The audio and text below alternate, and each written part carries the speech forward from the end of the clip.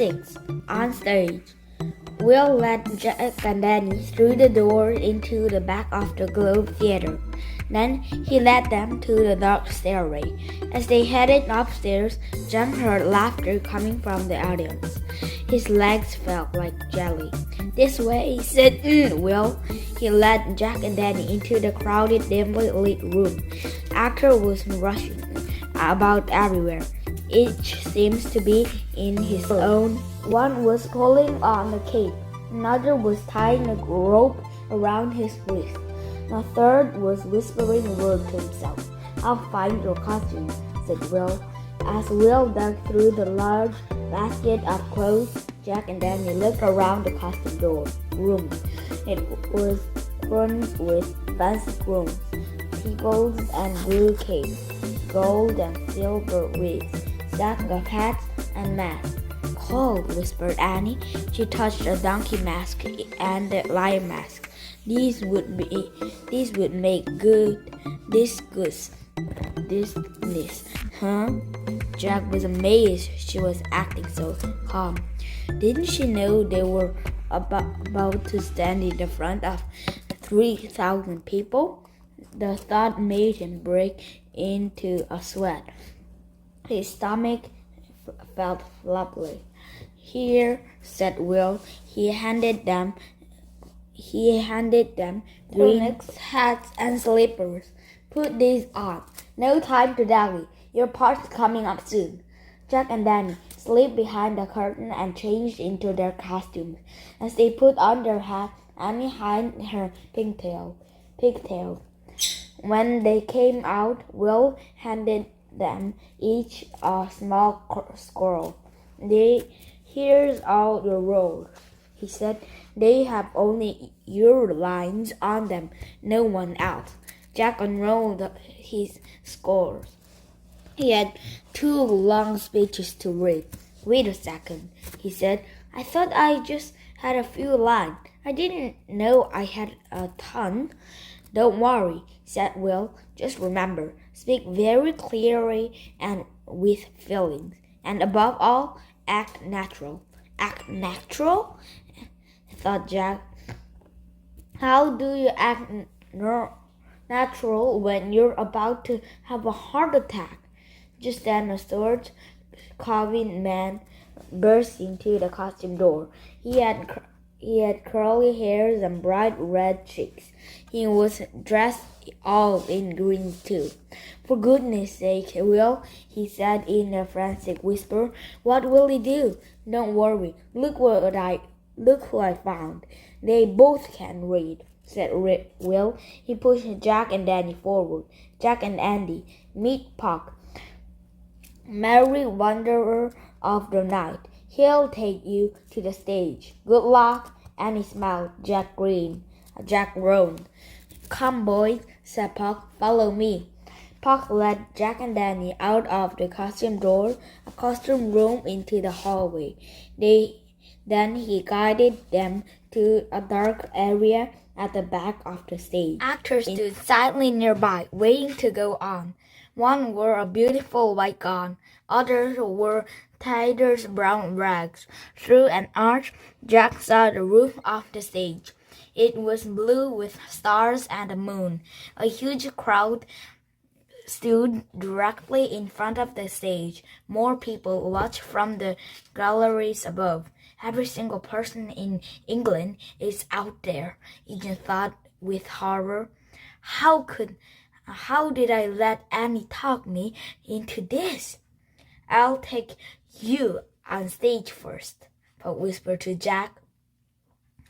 "When I say, 'How now, spirits,' whither wander you? Started reading your lines, understand?" Jack barely nodded. His mouth felt dry. He tried to swallow, but he couldn't. Puck turned to Annie. "You go on stage with the Fairy Queen," he whispered. He pointed to the actor dressed in a beautiful white gown. "When she tells you to sing her to sleep, you start your song." "What's the tune?" asked Annie. "Just make it up," said Puck. "Now, if they yell the rude thing, do not stop. Just if who yelled rude things, Jack broke in. The groundings get a bit wild. Said Puck. Groundings? Said Jack. The rowdy folks who don't have seats, said Puck. They're standing close to the stage. If they throw rotten fruit, don't stop either. Just keep going. That does it, thought Jack. He couldn't go on stage. No, with grounding, throwing things, not with 3,000 people watching, not with a million lines to read, and not when he was about to throw one. While Puck and Annie watched the show, Jack slipped away. He looked for the exit. Just as he found the stairs, he bumped into Will. "Where are you going?" Will whispered. "I can't say." "Stay," said Jack. "I'm sick." Will sucked in his breath, but then he put his hands on Jack's shoulders and spoke calmly. "Close your eyes for a moment, Jack," he said. Jack closed his eyes. He could hear his heart pounding in his ear. "There is nothing to fear," Will whispered. "Imagine you are a fairy. You're in the forest on a summer night. You see a silver moon overhead. Hear the owls? Hoo, hoo." Will's deep whisper seemed to cast a spell over Jack. He felt calmer. He could picture the silver moon. He could hear the hooting of the owls. "Are you in the forest on the summer night?" asked Will. Jack nodded. "If you believe that, the audience will believe it too," whispered Will. "We're on," whispered Pope. The comedy actor ran to Jack. He grabbed his hands and pulled him along. Before he knew it, Jack was on stage. Chapter 7. In the forest, in the night. Jack stood on stage in the bright summer light. He felt 3,000 pair of eyes staring at him. "How now, spirits," Puck said in a loud voice. "Whither wander you?" Jack looked down at his squirrel. He pushed his glasses into place. He opened his mouth. No sounds came out. One of the groundings hissed. "How now, spirits?" Puck shouted even louder this time. "Whither wander you?" Jack closed his eyes. He felt a summer night. He took a deep breath. He cleared his throat. He looked at his speech. Then he began to read. Over here, hill over dale, through brush, through briar, over park, over pale, through flood, through fire. I do wander everywhere, swifter than the moon's spear, and I serve the fairy queen. As Jack read, the audience grew quiet. Jack forgot he was Jack. He was in the forest, in the night, talking to Puck. When he finished, not a single grounding hissed or throw things. Jack took a deep breath as Puck started his line. Jack knew he had one more speech. His heart pounded, but it was more from excitement now than fear. When it was time to start his second speech, he was ready. This time, he spoke very clearly and with feelings. He tried to be as natural as possible. When he finished his speech, the audience clapped and clapped. Jack hardly remembered leaving the stage. Will was waiting for him. "Hurrah!" yelled Will, slapping Jack on the back. "You were brilliant." Jack blushed as he gave Will a squirrel bag. He couldn't believe he just performed act in front of all those people. And he actually had fun, just like Annie said. Jack waited in the shadow for Annie to do her part. He watched her go on stage with the fairy queens and the other fairies. When the queens asked the fairies to sing her to sleep, Annie stepped forward. Reading from her scroll, he sang out clearly and with lots of feeling. He spotted snakes with double tongue. Throw me hedgehogs, be not seen. Annie waved her song as waved her hands as if shooing away the snakes and the hedgehog. Meats and blind worms do no wrong. Come not near our fairy queen. Annie shook her fingers at the nest and blind worms. The audience howls with laughter. Annie kept singing. She made funny movement and silly face to go with the word. She even added a little dance to her song. By the time she finished, the audience clapped and cheered and stamped their feet. Wonderful job, Andy, Will said when Annie left the stage.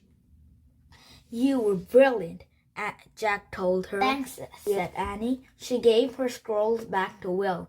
Do I go on again? Not until the end.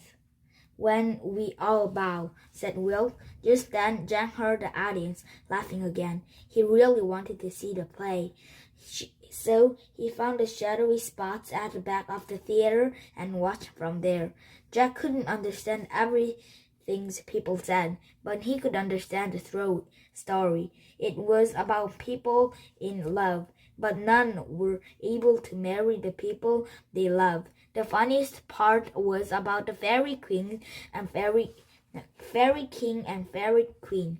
The king was mad at the queen, so he put magic juice on her eyelid to make her fall in love with the first person she saw. Hook worked for the king. He wanted to make a king trick even funnier, so he put the head of the monkey on the funny man. When the queen woke up, she saw the donkey man. The magic made her fall madly in love with him. The fairy king finally broke the spell. Puck turned the donkey man back into the humans while he slept. Then the man woke up. He looked about in wonder. I have had a most real vision, he said. I have had a dream. Jack whispered the word to himself. I have had a most real vision. I have had a dream. Beside him, a group of actors gathered for the last scenes of the play. My lion's mask is missing, one of them wailed. I cannot be a lion without my mask. Hush, of course you can, said Will. Just roar. And rolled again. Will pushed the actor on stage. He wiped his ball. Then he caught sight of Jack. Get Annie, he said. It's almost time for our bow. Annie? Where is Annie? Jack wondered. He hadn't seen her in a while. He peeked into the costume room. She wasn't there. Jack's heart started to pound. He had a scary thought. Oh no, he whispered. Jack ran down the stairs. He opened the door. He was happy to see Annie running out from some trees behind the theater. It's time to bow, he said, grabbing her hands. Where have you been? What did you do?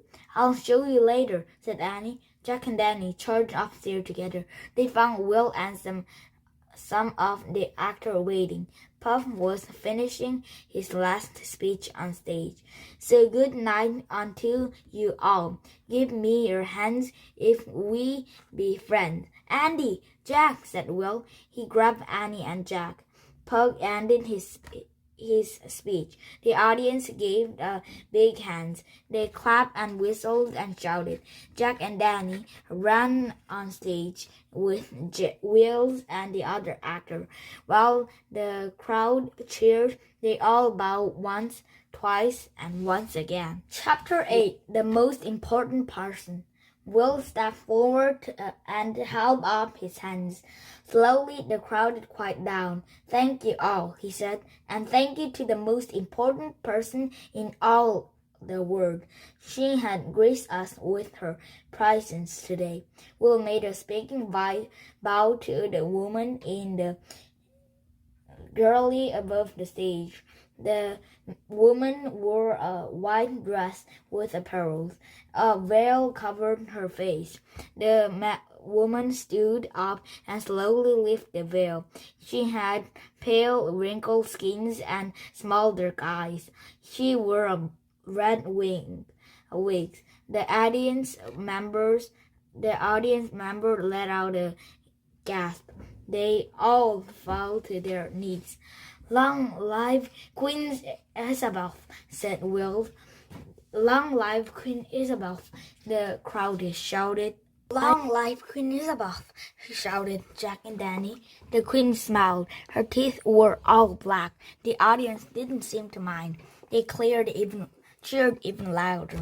The queen raised one hand and the crowd instantly hushed. "I thank you, my good people," she said, "and I thank all these good players. Everyone. Today they give us a special kind of magic, the magic of theater. They turn the very daytime into night." "Oh man," whispered Jack. "That was it. The special magic. The search was over." The audience cheered again, and the actor left the stage. They gathered around Will to congratulate him on his success. Annie pulled Jack aside. "We found it," she said. "The magic." "I know," Jack said. "Will help us. Let's thank him." "Later," said Annie. "First, I have to show you something. I need your help, quick." Annie led Jack downstairs and outside. As people swarmed away from the club, the late afternoon sun was going down. "This way," said Annie. She headed for the patch of trees behind the theater. When she and Jack stepped into the gloomy shade, Jack saw an odd figure near the tree. A purple cape barely covered his furry back. The golden wings and the lion mask barely hid his furry head. Jack gasped. "The bear! You stole him!" "I had to," said Annie.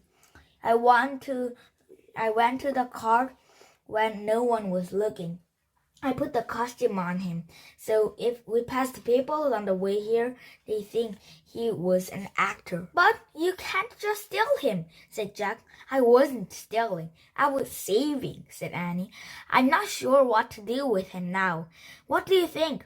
Just then the bear owner charged into the woods. "Where's my bear?" he shouted. His face was red. He was growling. "Thieves!" he yelled. "Give him back! I'm selling him to the fight." "No," said Annie, standing between the bears and the man. "He is 10 bears, not a fighter." "She's right," said Jack, jumping in. "And besides, bears fighting is stupid, really stupid." "'Tis indeed," said the deep voice. Jack, Annie, and the bear's owner whirled around. Will and Puck were standing at the edge of the wood. Chapter 9. Sweet Swallow. "Tut, tut, you are a sorry sight, man," Will said to the bear's owner, "trying to sell an old tame bear to the fight." "Well, I've been planning to write a play with a part for a bear, so take this money for him and be gone." Will handed some gold coins to the bear's owner. The man's eyes grew wide. He laughed. "You can have him," the man says, and he took off. "Thank you, and good riddance," called Will. Then he turned to Vogue. "Take our new player to the stable. Tell the actor they needn't be afraid of him. He's tempered than most of them." "Come this way," Puck says. He put his arms around the bears and gently let him out from the trees. "You'll love the stage, old man." "Bye, Puck, bye, Dan," said Annie. Puck smiled and waved. The bears stared for a moment at Jack and Danny. He had a grateful look in his eyes. Then he lumbered off with Puck. "Thanks, Will, for helping Dan," said Annie, "and for helping us. Thank you both for helping me," said Will. "You saved the day." The night, you mean, said Jack. Indeed, the night, said Will. Oh, here is your bag. You forgot it. He gave Jack his letter bags. Then he held up their 2 scrolls with their lines on them. And you can take these, said Will. He handed to Jack. Jack put them in his bag. Where are you off to now? Said Will. The other side of the London Bridge, said Annie. I can take you there in my boat, said Will. Follow me. Will led them along the dusty path toward the river. The last rays of the sun slanted through the sky. Through the trees. Soon they came to the small robots docks on the Thames. Climb in, said Will. Jack, Annie, and Will climbed in. Will untied the boat from the dock. Then he began rowing across the river. The river reflects the purple and pink in the sky. Only a few white swans now glided over the streaming ripples. The river smelled as bad as before, but Jack didn't mind now. He has grown used to it. Jack pulled out his notebook and pencil. What are you doing? Will asked. I want to write some of my memories in my notebook, said Jack. And I'll note you both in my book of memory, said Will. Jack smiled. I have a question, Will, said Annie. Why does Queen Isabel has black teeth? Too much sugar, said Will. I hope it doesn't make her feel bad looking that way, I mean, said Annie. Oh no, she is not the last heard, said Will. The Queen has no idea how she looked. She hadn't peeked in the gold mirror for 20 years. Is that true? Said Annie. 'Tis, said Will. The queens pretend to be young and beautiful, just as you pretend to be a boy and the bear pretend to be an actor. You see, all the world's a stage. Jack liked that idea. He wrote in his notebook, all the words are a stage. Jack looked up at the London Bridge as they passed by. The shops on the bridge were closed now. The theater crowd was thinning out. The scary black birds was no longer the rooftops. They had swamped down and were picking at the garbage left on the cobblestones. The show was over. By the time they came to the riverbank, night was falling. It was much cooler. Will tied up his robots and climbed ashore with Jack and Danny. Thanks a lot, Jack said to Will. We can go the rest of the way by ourselves. Where do you live? Said Will. In Frog Creek, said Annie. What path do you take? Asked Will. You'll never believe this, said Annie. We climbed up the rope ladder to the treehouse in that tree over there, and we open a book. Then we make a wish, said Jack, and we go to the place in the book. Will smiled. Life's a miracle, isn't it? He said. Yes, said Annie. Jack nodded. He liked the way Jack looked at things. I have an idea, said Will. Why don't you both stay here instead? You can live and act at the Globe Theater. I'll ask the queens to include you from the law about girls going on stage, Annie, because of your great talents, and I will teach you both to write plays. Really? Said Jack and Annie together. Jack couldn't imagine anything more fun. Then he thought of his parents back in Frog Creek. But our mom and dad, he said. We would really miss them, said Annie. Will smiled. I understand, he said, and I would miss you if I were them.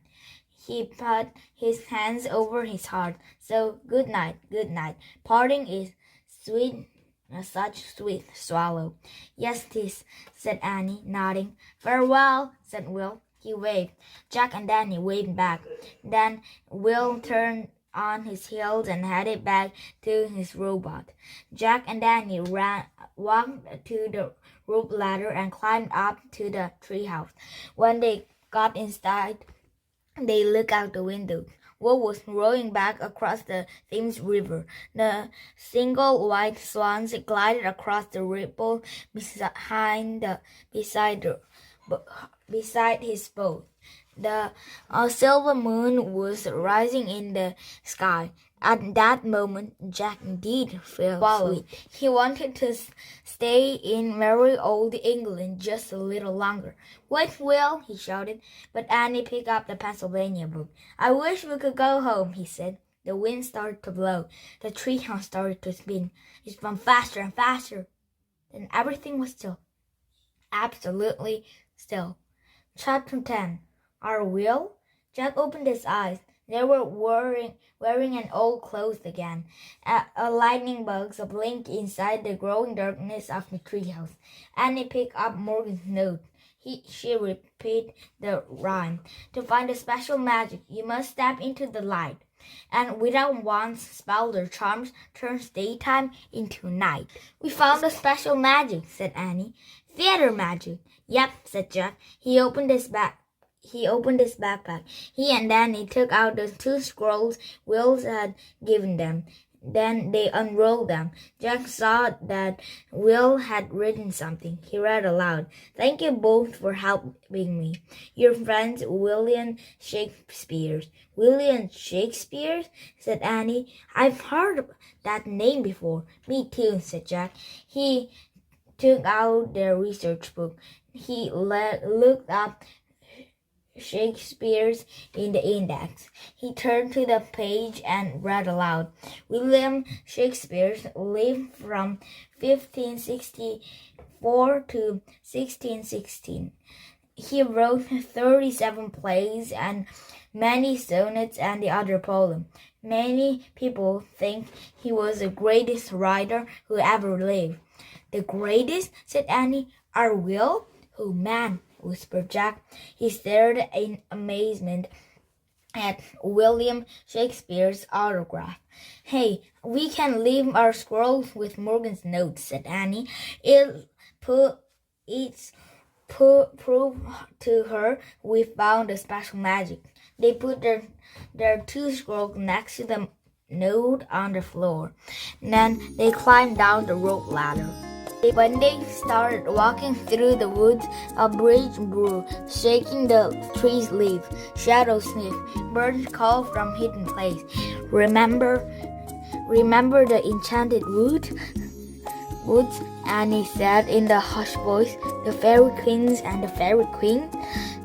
"Fairy queens and the fairy king?" Jack smiled and nodded. "And Puck, the merry wanderer of the night?" said Annie. "And Will, our Will." Jack nodded again. "I have a great time," said Annie. "Didn't you?" Jack sighed. "Yes," he says. Then he took a deep breath and spoke very clearly and with feeling. I have a most rare reason. I have had a dream."